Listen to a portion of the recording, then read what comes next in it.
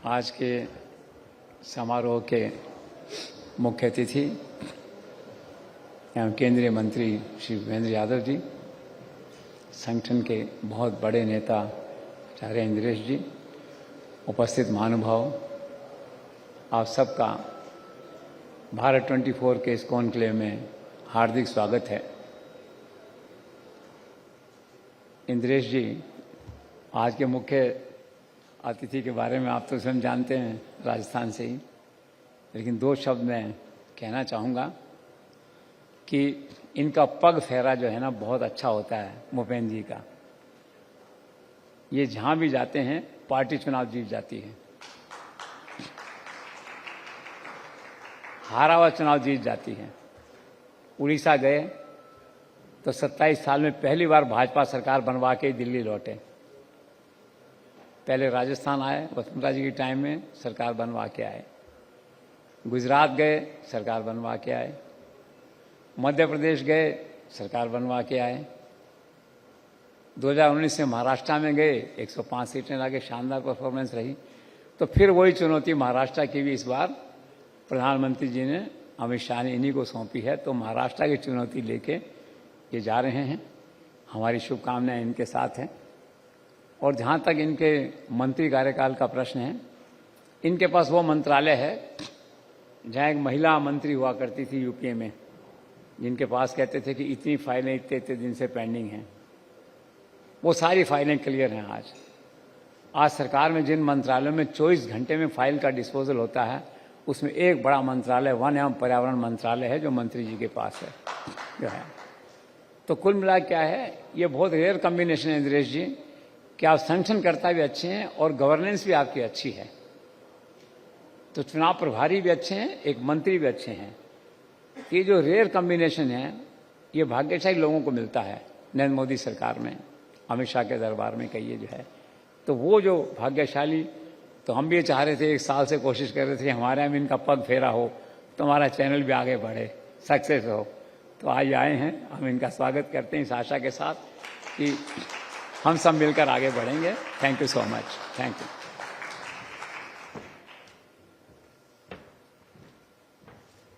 Thank you so much sir. और जोरदार तालियां केंद्रीय मंत्री भूपेंद्र यादव जी के लिए।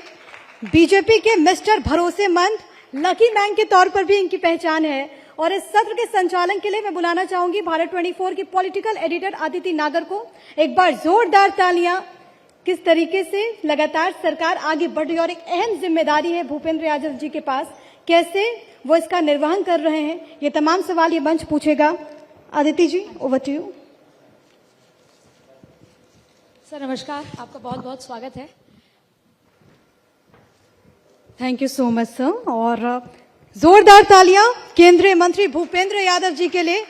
बीजेपी के मिस्टर भरोसेमंद, लकी मैन के तौर पर भी इनकी पहचान है। और इस सत्र के संचालन के लिए मैं बुलाना चाहूंगी भारत 24 की पॉलिटिकल एडिटर अदिति नागर को।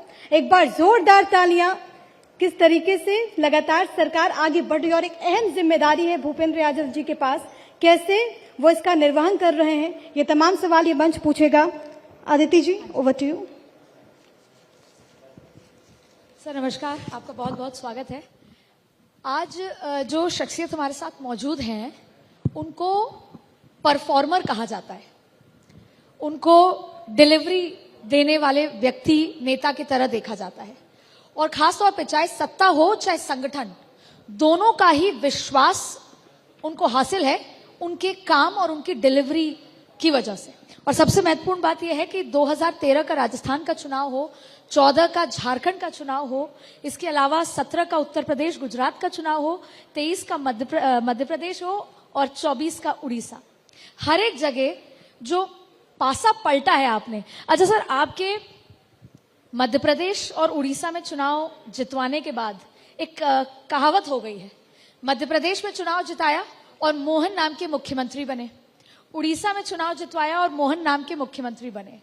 तो अब जैसे ही आपको महाराष्ट्र की जिम्मेदारी दी गई, महाराष्ट्र हो या दिल्ली हो, सभी मोहन नाम के नेता महाराष्ट्र में ढूंढने लग गए हैं, क्योंकि ये तो तय माना जा रहा है कि आप हैं तो सरकार तो बनेगी, लेकिन मोहन कौन होगा। सर, महाराष्ट्र की चुनौती को कैसे देखते हैं? नहीं, महाराष्ट्र चुनाव में हमारी पार्टी एक गठबंधन के साथ जा रही है। ये सच है कि पिछली बार जो बहुमत मिला था वो प्रधानमंत्री नरेंद्र मोदी जी के नेतृत्व में और भारतीय जनता पार्टी और तत्कालीन शिवसेना का जो प्री पोल अलायंस था उसको बहुमत मिला था। लेकिन कुछ घटनाक्रम में हमारे उस अलायंस में चोरी की गई। हम पूरी तरीके से महाराष्ट्र के विकास के लिए प्रतिबद्ध हैं और भारतीय जनता पार्टी के देवेंद्र जी के पहले शासनकाल में जो महाराष्ट्र में उपलब्धियां हमने हासिल करी थी और हमारे को एक धोखा देकर के जो सरकार बनी थी उसने जिस तरीके से महाराष्ट्र को वापस से विकास को रोकने का काम किया, मुझे लगता है इस बार महाराष्ट्र की जनता सोच समझ के मजबूत, स्थायी, प्रगतिशील और निर्णय देने वाली सरकार के हक में वोट करेगी और वो भारतीय जनता पार्टी के नेतृत्व वाले गठबंधन के लिए वोट करेगी। सर, क्योंकि महाराष्ट्र का ही जिक्र हुआ है तो कुछ सवाल महाराष्ट्र पे ले लेते हैं। सर, महाराष्ट्र चुनौतीपूर्ण तो है क्योंकि जिस तरह के अभी के नतीजे आए, लेकिन भारतीय जनता पार्टी रणनीति और फोर्स और ग्राउंड पे काम के लिए तैयार है। आप वहां पे सेनापति के रूप में जा रहे हैं। सर, सवाल यह है कि ये आप ही के पार्टी के अंदर महाराष्ट्र में ये चर्चा उठी है कि एनसीपी का साथ बहुत लकी नहीं रहा, या यूं कहें कि कहीं ना कहीं एनसीपी के आने से भाजपा को नुकसान हुआ है। तो क्या एनसीपी के मामले में कोई रणनीति में बदलाव? देखो, रणनीति, सेनापति, ये सब भारी भरकम शब्द होते हैं जी। ये पंचलाइन होती है जी। वास्तविकता नहीं होती। भारतीय जनता पार्टी के पास कार्यकर्ताओं की एक समर्पित कार्यकर्ताओं की एक पूरी टीम है। जिला स्तर और नीचे तक संगठन के लिए काम करने वाले लोग हैं जी। भारतीय जनता पार्टी में नेतृत्व करने वाले प्रधानमंत्री नरेंद्र मोदी जी का यशस्वी नेतृत्व है और हमारे महाराष्ट्र के नेताओं का ट्रैक रिकॉर्ड ऐसा है जिसके कारण उनको समर्थन मिलने वाला है। लकी अनलकी कुछ नहीं होता, राजनीति सेवा और साख पे चलती है। हमारी सेवा करने की क्षमता भी है, लोगों ने देखी भी है और हमारी साख भी सबसे अच्छी है। इस कारण से महाराष्ट्र में हमारी सरकार आएगी। सर, इस बार के लोकसभा चुनाव में जातिगत समीकरण देखने को मिले, जाति पर चुनाव भी हुआ और जाति पर वोटिंग भी हुई। महाराष्ट्र का एक मुद्दा है मराठा आरक्षण, जिसकी आवाज तेज हुई है। वहीं ओबीसी जो वहां के हैं उनको लगता है कहीं उनके उसमें सेंधमारी ना हो जाए। ये एक बहुत बड़ा मुद्दा है जो आपको वहां पर हैंडल करना होगा। इसके पीछे कोई रणनीति तैयार हुई है? कोई जाति आजकल में पैदा हुई है ऐसी चीज थोड़ी होती है जी। इस देश में सदा से रहा है और जाति एक हकीकत भी है। कुछ प्लस पॉइंट भी होते हैं, कुछ माइनस पॉइंट भी होते हैं। चुनाव कोई एक कारण से हारा और जीता नहीं जाता है जी। बहुत सारे कारण होते हैं। उसमें एक कारण जाति भी होता है, उसका एक पक्ष भी है कि सामाजिक रिप्रेजेंटेशन होना ही चाहिए। तो जब भी आप चुनाव की कोई तैयारी करते हैं, चुनाव में जाते हैं, तो सब चीजों को साथ लेकर के जाते हैं। कोई एक चीज से, इस चीज से ये पूरा हो गया, इस चीज से पूरा नहीं हुआ, ऐसा होता नहीं है। जी। तो एक पक्ष होता है, उस पर विचार किया जाएगा। सर, क्योंकि भारतीय जनता पार्टी ये कहती है कि हमारे दरवाजे खुले हैं, जिसको आना है वो आ सकते हैं, विचारधारा की बात भी होती है। सवाल यह है कि आप अब महाराष्ट्र के दौरे शुरू करेंगे, तो अगर आपके पुराने साथी उद्धव जी वापस आना चाहें तो क्या उनके लिए दरवाजे खुले हैं? वो भारतीय जनता पार्टी में आएंगे जी। या अलायंस करना चाहे, शिवसेना वापस से आपके साथ अलायंस में आना चाहे, उद्धव जी वाली? प्रजम्पशन के बेस पे इंटरव्यू क्या दे सकते हैं? हमारा गठबंधन स्पष्ट है, हमारा नेतृत्व स्पष्ट है, हम तैयारी कर रहे हैं और हम अपनी तैयारी से आगे बढ़ेंगे। बिल्कुल। सर, नरेंद्र मोदी जी ये कहते हैं, क्योंकि अब हम सरकार और संसद में जो कुछ हुआ उस पर चर्चा करते हैं। नरेंद्र मोदी जी ने अभी जब अपने संसद दल की बैठक ली और उससे पहले भी लगातार ये कहा कि आंकड़े ऊपर नीचे होते हैं, राजनीति में हार जीत चलती है, लेकिन हमारा लक्ष्य फाइनल होना चाहिए। तो मोदी 3.0 में इस तीसरी सरकार में ये समझना चाहेंगे कि सारे मंत्री ज्यादातर चेहरा स्वरूप सेम है, यहां तक कि स्पीकर भी सेम है। तो ऐसे में लक्ष्य वही का वही है जो पहले था, जो 2047 तक का लक्ष्य था या बड़े फैसलों का लक्ष्य था, उसी मजबूती के साथ कैसे देखते हैं? अभी 2047 नहीं आया तो 2047 के लिए लेके तो हम चुनाव लड़े ही थे। जी चुनाव ही विकसित भारत के लक्ष्य को लेकर लड़ा था। तो लक्ष्य तो निश्चित रूप से भारत को आगे बढ़ाना है। मोदी 2.0 में भारत दुनिया की 5वीं सबसे बड़ी अर्थव्यवस्था बना। अब भारत दुनिया की तीसरी बड़ी अर्थव्यवस्था बनेगा, ये कह करके हम चुनाव में आए थे। देश में करोड़ों की संख्या में गरीबों को गरीबी रेखा से निकाला गया।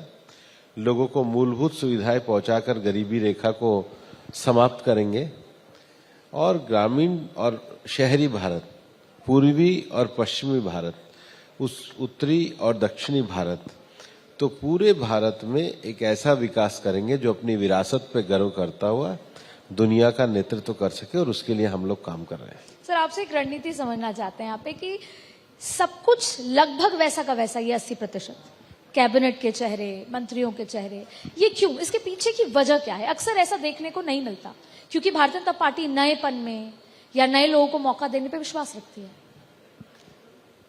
निरंतरता और स्थायित्व होना ही चाहिए, लेकिन नए लोगों को भी बहुत मौका दिया। ऐसा नहीं है कि आपको ऐसा लग रहा हो कि नए लोग नहीं है। इस मंत्रिमंडल में सबसे यंगेस्ट उम्र के भी लोग हैं, सभी वर्गों को प्रतिनिधित्व करने वाले लोग हैं और सभी दलों का प्रतिनिधित्व करने वाले लोग हैं। और मंत्रिमंडल का गठन माननीय प्रधानमंत्री जी का विशेष अधिकार होता है, और मंत्रिमंडल माननीय प्रधानमंत्री जी ने जो विजन दिया विकसित भारत का, उसको लेकर पूरी तरीके से कार्य कर रहा है। सर, प्रधानमंत्री नरेंद्र मोदी के 3.0 वाले कार्यकाल में भूपेंद्र यादव जी के मंत्रालय, अगर आपके मंत्रालय का जिक्र करें, जो आज बहुत महत्वपूर्ण स्थान रखता है पूरे दुनिया भर के विश्व, क्योंकि हम G20 पे भी जिक्र करेंगे, तो आपका योगदान क्या रहने वाला है? और इस 100 दिन के जो विजन पे आपका योगदान क्या होगा आपके मंत्रालय का? देखिए, दुनिया भर में इस समय सबसे बड़ा विषय जलवायु परिवर्तन का है। और जलवायु परिवर्तन में जब ग्लासगो की कॉप हुई थी, तो प्रधानमंत्री जी ने जो मिशन लाइफ है, एनवायरमेंट फ्रेंडली लाइफ स्टाइल, जिसको हम सस्टेनेबल लाइफ स्टाइल कहते हैं, उसका एक मंत्र दिया था। बाद में पिछले वर्ष संयुक्त राष्ट्र के महासचिव श्री गुटरेस के एकता नगर जो केवड़िया है वहां पर आए और इस मिशन को पूरी तरीके से प्रॉपरली लॉन्च किया गया। उसके बाद इस बार जब 4 जून को परिणाम आए, तो 5 जून को प्रधानमंत्री जी ने एक पेड़ मां के नाम, ये एक बड़ा क्लाइमेट एक्शन ओरिएंटेड प्रोग्राम दिया है। तो मुझे लगता है इन 100 दिनों में मिशन लाइफ, एक पेड़ मां के नाम जैसे बड़े विषय हैं, लेकिन भारत प्रधानमंत्री जी के नेतृत्व में वैश्विक दृष्टि से बहुत सारे क्लाइमेट एक्शन प्रोग्राम का भी नेतृत्व कर रहा है। तो उसको भी आगे बढ़ाने का काम हम इन 100 दिनों में भी करेंगे और उसको निरंतरता के साथ आगे बढ़ाएंगे। सर, जब G20 की बैठक हुई, जिसका काफी इन्फ्लुएंस रहा पूरी दुनिया में और भारत में जिस तरीके से हुई, उसमें सबसे ज्यादा क्लाइमेट चेंज, और वो भी भारत ने बहुत प्रमुखता से उस बात को रखा।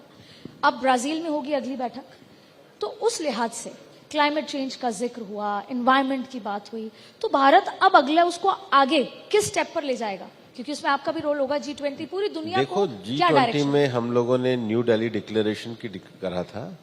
दुनिया के बायोलॉजिकल रिसोर्सेज के लिए गांधीनगर रोड मैप हमने तैयार किया था, और उसके बाद एक ग्लोबल फ्यूल अलायंस जिसको हम कहते हैं वो बनाया था। International solar alliance, coalition for disaster resilience infrastructure, leadership for industrial transformation, और सबसे बड़ी बात है बिग कैट अलायंस। ये ऐसे भारत में प्रधानमंत्री जी के नेतृत्व में वैश्विक स्तर पर लेने जाने वाले क्लाइमेट एक्शन प्रोग्राम हैं, जिनको आगे बढ़ाने के लिए भारत प्रतिबद्ध है। और दुनिया में बहुपक्षीय स्तरों पर जो वार्ताएं चलती हैं, उसमें अपने निर्धारित लक्ष्यों को भारत प्राप्त भी करना चाहता है, और क्लीन और ग्रीन अर्थ के लिए हम लोग काम करेंगे। वो प्रधानमंत्री जी के विजन के हिसाब से ही हम लोग काम कर रहे हैं। सर, जैसे जैसे हम साल के एंड वाले महीनों में आते हैं, तो वही सब शुरू हो जाता है, और जिस पे राजनीति होती है, वही दिल्ली में प्रदूषण होता है, वही पराली की बात होती है, वही अरविंद केजरीवाल पहले पंजाब पर बात करते थे, अब पंजाब में उनकी सरकार है तो हरियाणा पे बात करते हैं, लेकिन उसका समाधान नहीं होता। फिर वही मास्क होगा, फिर वही ऑड इवन होगा। तो ऐसे में स्थिति को सरकार, केंद्र सरकार किस हिसाब से कंट्रोल करेगी? क्योंकि कैपिटल ऑफ इंडिया में इस तरह की स्थिति है। देखिए, पराली में पिछले 3 सालों में काफी ज्यादा डाउन आए हैं। जी। इवन जो ग्रेफ 4 भी लगता था उसकी भी दिनों की संख्या में कमी आई है। पराली के वैकल्पिक उपयोग हैं, उस पर भी हम काम कर रहे हैं। पराली के कॉमर्शियल यूटिलाइजेशन पे भी हम काम कर रहे हैं।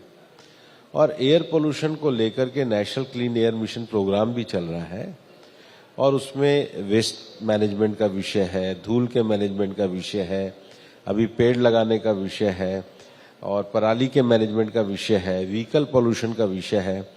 उन सब विषयों पे लगातार काम किया जा रहा है और मुझे लगता है कि चूंकि इतनी बड़ी जनसंख्या के बाद जो सर्दी में जो एक हवा का जो अपना एक स्पीड होती है उसमें कमी आती है, लेकिन फिर भी जैसे दिल्ली में हम BS4 को BR6 पे लेके आए, हमने दिल्ली के चारों तरफ से बड़े बाईपास खोले, कमर्शियल ट्रांसपोर्ट को वहां से निकालने की व्यवस्था करी, वेस्ट मैनेजमेंट के लिए हमने अनेक कार्यक्रम चलाए और फिर अंतर्राज्यीय कोऑर्डिनेशन भी करने का काम किया है।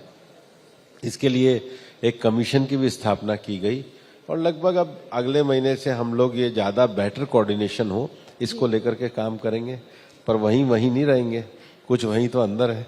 बिल्कुल सर। सर, कोऑर्डिनेशन का जिक्र किया, सवाल यह है कि संसद में पक्ष और विपक्ष और उसके बीच का ब्रिज फिलहाल नजर नहीं आया और राहुल गांधी, कांग्रेस या यूं कहें कि पूरा विपक्ष इस बार आंकड़ों के चलते बहुत कॉन्फिडेंट है और कह रहा है कि हमने बीजेपी को इतना बैकफुट पे किया कि नरेंद्र मोदी जी हों, देश के गृह मंत्री हों, इनफैक्ट आप भी उठे और आपने नियमों का जिक्र किया उसमें।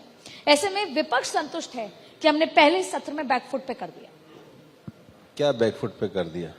हमने हर मुद्दे को, मणिपुर से लेकर सारे मुद्दे उठाए जिसका जवाब सरकार नहीं दे पाई, या हमने वो सारे इश्यूज 5 साल आप मेरे से बात कर रही हैं और आप पीठ दिखा करके बात करने लगे तो मैं बैकफुट पे हो जाऊंगा? एक प्रतिपक्ष के नेता के नाते जो जिम्मेदारी से विषय रखने चाहिए वो तो कोई नहीं रखे। और क्या ये शोभा देता है कि सदन चल रहा और आप कुछ खा रहे हो? क्या ये शोभा देता है कि सदन चल रहा और आप नारे लगाने के लिए वेल में भेज रहे हो? अगर हिम्मत होती तो तर्क सुनते, हिम्मत होती तो जवाब सुनते। कौन सा विषय लेकर के आए हैं आप? मुझे राहुल गांधी के भाषण के 5 मुद्दे बताइए जो विजन, आप 5 मुद्दे बताइए जो विजन 2047 का भारत बताते हो। चलो मैं आपकी बात मान जाऊंगा, जी बताओ ना। सर, उन्होंने कहा कि पिछले उन्होंने 5 साल कहा वो तो छोड़ दो। जी जी। उन्होंने कहा मुझे समझाओ ना कौन से 5 मुद्दे हैं जो विकसित भारत बताते हो। पर वो तो आरोप ये लगा रहे हैं कि आपके पास फ्यूचर प्लानिंग नहीं है। नहीं, आरोप लगा रहे हो, बात छोड़ो। आप वो 5 मुद्दे बताइए जो राहुल गांधी ने विजन 2047 के भारत के कहे हो। वो 5 मुद्दे बताइए राहुल गांधी के जो भारत में सामाजिक एकता की बात करते हो। और वो 5 मुद्दे बताइए जो चुनाव में उन्होंने कहे और वहां पर उन्होंने खरे उतारे हो। तो शिवजी की तस्वीर दिखाना, वो सामाजिक एकता की बात करते हैं कि डरो मत, डराओ मत। क्या शिवजी की ऐसा तस्वीर में विपक्षी मानती है कि हम शिवजी की इन सारे तस्वीर से उदाहरण क्या? से सामाजिक एकता की बात करते हैं, बीजेपी नहीं करती। तो सामाजिक एकता के लिए वैल में कूद जाते हैं, सामाजिक एकता के लिए चने खाने लग जाते हैं, सामाजिक एकता के लिए नारे लगाने लग जाते हैं, सामाजिक एकता के लिए सारी संसदीय मर्यादाएं तोड़ देते हैं। ये विभाजनकारी नीतियों से ये देश चलने वाला नहीं है। जी। ये देश पूरे तरीके से दृढ़ता के साथ आगे चलने वाला है और सामाजिक एकता हमारे सरकार और बहुमत हमें है। तो जब पूरा राहुल गांधी का भाषण सुना गया, जब पूरी सदन में चर्चा हुई, तो उसके बाद क्या दिक्कत थी उनको बताया जाए। पर सर, उनका और फिर भी आरोप है माइक बंद कर देते हैं, मुझे तस्वीर में नहीं दिखा। माइक बंद करते तो 50 मिनट भाषण होता। किसी का माइक बंद हो तो आधा घंटा 50 मिनट भाषण करेगा। जी। बताइए, परसेप्शन सेट। क्या आप राहुल गांधी का वेल में जाकर के प्रधानमंत्री जी के भाषण में जो अशोभनीय व्यवहार है, जी, जिसको बालक बुद्धि का व्यवहार कहते हैं, क्या आप इस देश में इसका समर्थन करेंगे? बिल्कुल नहीं सर। तो बिल्कुल नहीं करेंगे। जब आप नहीं करते तो देश क्या कर रहा है? लेकिन अब वो ये पूछते हैं कि पिछले 5 साल जब हमें निष्कासित किया तब आपने समर्थन किया या नहीं किया? तो जब कोई आदमी गलत करेगा तभी तो निष्कासन होगा। जी। इससे पहले क्या सदन में निष्कासन नहीं हुए? पर सर, ये जो न्यू फाउंड कॉन्फिडेंस है on the basis of numbers, इसकी वजह से कहीं ऐसा तो नहीं कि बड़े बिल या बड़े फैसले इस हो हंगामा में दब जाएं, ये तो बालक बुद्धि है। वो बालक कहता है मैं चांद को तोड़ लाऊंगा तो तोड़ लाता है। बता ये क्या कॉन्फिडेंस है? कॉन्फिडेंस होते तो सामने खड़े होकर बहस करते ना, कॉन्फिडेंस होता तो सुनने की हिम्मत होती ना। क्या कॉन्फिडेंस है? एक मैं इसमें चीज समझना, मतलब आप एक बालक बुद्धि को आप मेरे पे क्यों थोप रहे हो जब आप खुद ही गलत मान रही हो? तो बिल्कुल सर, बतौर पत्रकार वो गलत है, संसद ना चलने देना गलत बात है। मैं और ये आपको हम धन्यवाद कांग्रेस से देता सवाल हूं। भी करते हैं।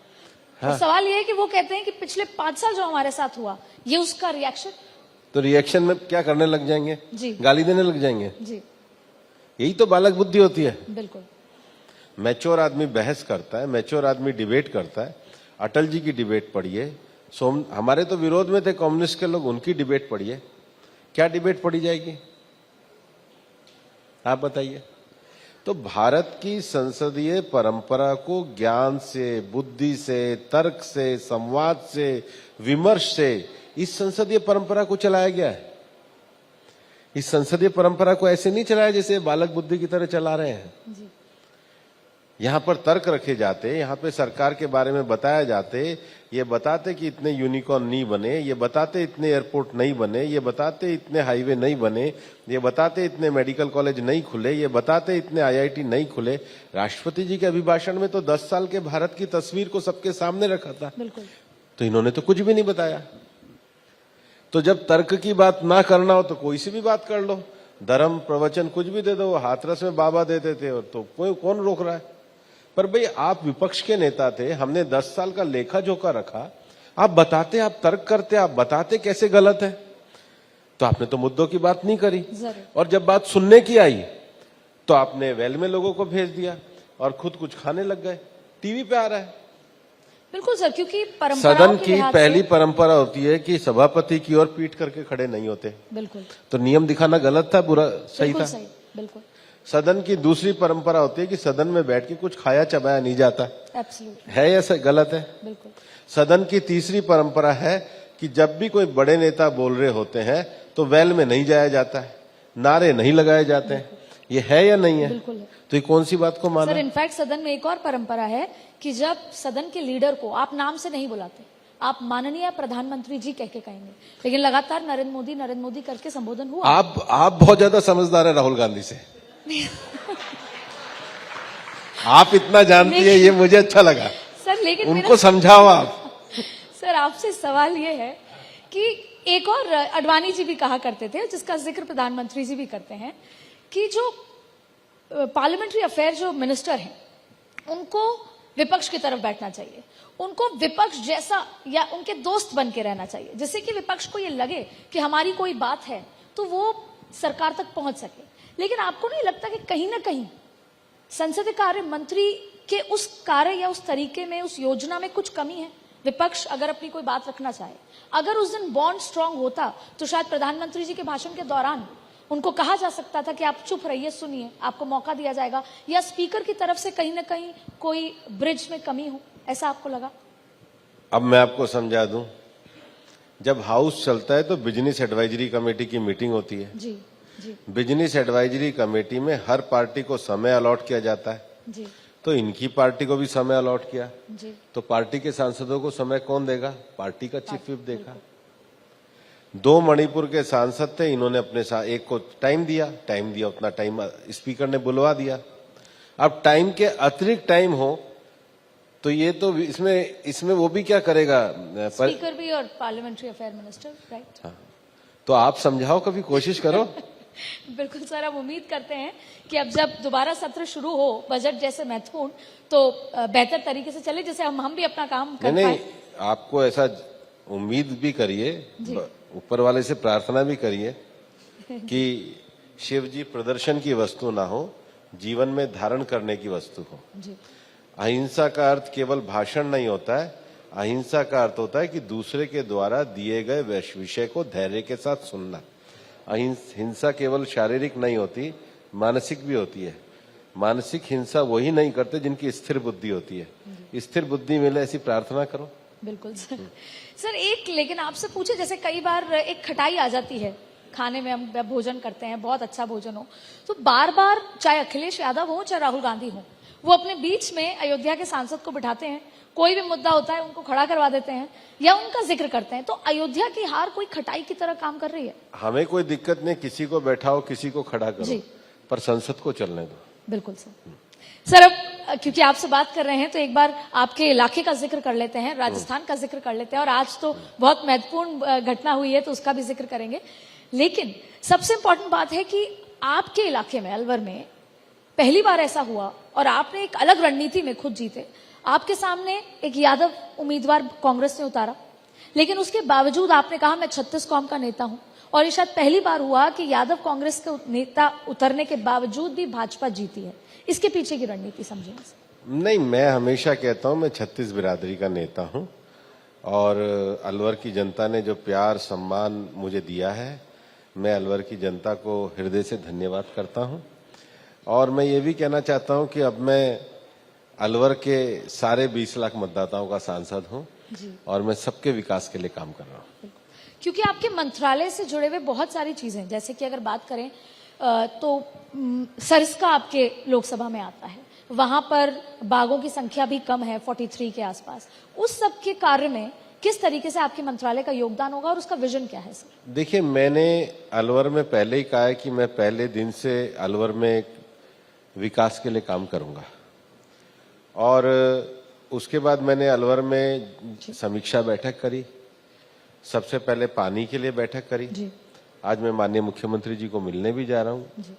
दूसरा, जो भिवाड़ी के हमारे इंडस्ट्रियल एरिया में जो बड़ा पानी आता था, उसके एसटीपी के लिए बात करी, उसके लिए भी हम पूरी प्रयास कर रहे हैं। तीसरा, सरिस्का में जो एलिवेटेड रोड है उसके लिए भी हम काम कर रहे हैं। और निश्चित रूप से अलवर में विकास के किसी भी विषय को हम नहीं छोड़ने वाले हैं। विकास के सारे विषयों को लेकर के काम कर रहे हैं, और इसके लिए चाहे जयपुर जाना पड़े, चाहे सब जगह करना पड़े, हम पूरा कोऑर्डिनेशन। आपने भिवाड़ी का भी जिक्र किया, वो पूरा इलाका है जिसमें सबसे ज्यादा प्रदूषण है, इंडस्ट्रीज हैं और सेटअप हो रही हैं। उसके लिए काम कर रहे हैं, वेस्ट के लिए भी काम कर रहे हैं, एसटीपी के लिए भी काम कर रहे हैं, और इन सब विषयों को हम पूरा करेंगे। अलवर की जनता को विकास के साथ जोड़ने में कोई कमी नहीं रहने देंगे। सर, आपके बहुत सीनियर नेता भी हैं, आपके करीबी मित्र भी हैं, और प्रधानमंत्री जी भी उनकी प्रशंसा करते हैं। आज उन्होंने कैबिनेट मंत्री पद से इस्तीफा दे दिया किरोड़ी लाल मीणा जी ने। उन्होंने ये कहा कि दौसा में नहीं जिता पाया, मैंने इसलिए इस्तीफा दिया है। 10 दिन पहले इस्तीफा दिया, 20 जून को मुख्यमंत्री जी को।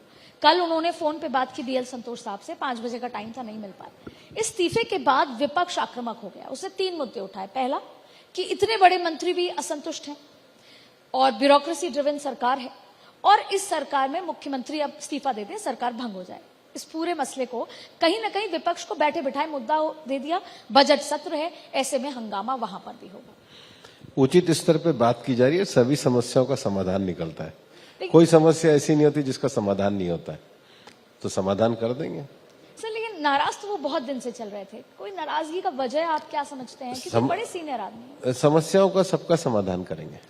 सर, आपने बखूबी इसको घुमा दिया, लेकिन आज जनता ये जानना चाहती, खासतौर पे राजस्थान की, कि ऐसा क्या हुआ कि किरोड़ी जी ने इस्तीफा दिया, 10 दिन तक चुप्पी रही, और अब किरोड़ी जी का तरीका अलग है। वरिष्ठ लोग बात कर रहे हैं, समय आने पे समाधान हो जाएगा। सर, आपको लगता है कि राजस्थान में सरकार जिस डंके की चोट पे चलनी चाहिए थी वो नहीं हुआ, साथ में 11 सीटों का नुकसान हुआ, आप इसको कैसे देखते हैं? क्योंकि राजस्थान से बहुत ज्यादा उम्मीद है। सरकार डंके की चोट पे चल रही है, पेपर लीक करने वाले गिरफ्तार हो रहे हैं जी। एसओजी की कार्रवाई हो रही है। राजस्थान में मुख्यमंत्री जी के आने के बाद ईआरसीपी और यमुना जल जैसे समझौते हुए, सरकार उसके ऊपर भी बहुत मुस्तैदी के साथ कार्य कर रही है। राजस्थान में ऊर्जा सेक्टर को लेकर के नए एमओयू है, उसके लिए भी सरकार काम कर रही है। और भजनलाल जी के नेतृत्व में हम राजस्थान में मजबूत सरकार के साथ एक राजस्थान की सेवा करने वाली सरकार लेकर के चल रहे हैं, और कांग्रेस के करे हुए गड्ढे को भर के राजस्थान को विकास के मार्ग। और सर, ये आरोप कि ब्यूरोक्रेसी ड्रिवन सरकार है, इसको कैसे देखते हैं? नहीं, ब्यूरोक्रेसी ड्रिवन सरकार तो ब्यूरोक्रेसी तो सरकार चलाती है जी। लेकिन सरकार under A able leadership with political vision, with political commitment के साथ है। हम जो कह रहे हैं वो ब्यूरोक्रेसी को करना पड़ेगा और मुख्यमंत्री जी बड़ी मजबूती के साथ आगे बढ़ रहे हैं। सर, उम्मीद करें कि अगले 15 से 20 दिन या महीने भर में प्रदेश अध्यक्ष का चेहरा बदला जाएगा, क्योंकि शायद समय पूरा हो गया और तमाम बदलाव। देखिए, हमें क्या करना है, हमें कैसे सरकार चलानी है, ये बात हम पे रहने दीजिए। जब ये विषय हमारे क्षेत्राधिकार का है जी। तो हमारे क्षेत्राधिकार के विषय तो हमें रहने दीजिए। सर, एक और सवाल आखिरी, वो महाराष्ट्र से, कि क्या इस बार चेहरे के साथ आप महाराष्ट्र में उतरेंगे या फिर सरकार बनने के बाद, चुनाव जीतने के बाद आप चेहरा अनाउंस करेंगे? जो हमारी पार्टी का नेतृत्व तय करेगा वो हम काम करेंगे, लेकिन महाराष्ट्र में भारतीय जनता पार्टी के नेतृत्व में एक मजबूत सरकार बनाने जा रहे हैं, ये मैं आपको कह रहा हूं। तो आप देख लीजिए कि तमाम सवालों के बीच में कई ऐसे जवाब थे जो उन्होंने बहुत खूबसूरती से वो साइड से आपने मुझे घुमा दिया। बहुत बहुत शुक्रिया आपका तमाम सवालों का जवाब के लिए। बहुत बहुत शुक्रिया। बहुत धन्यवाद मंत्री।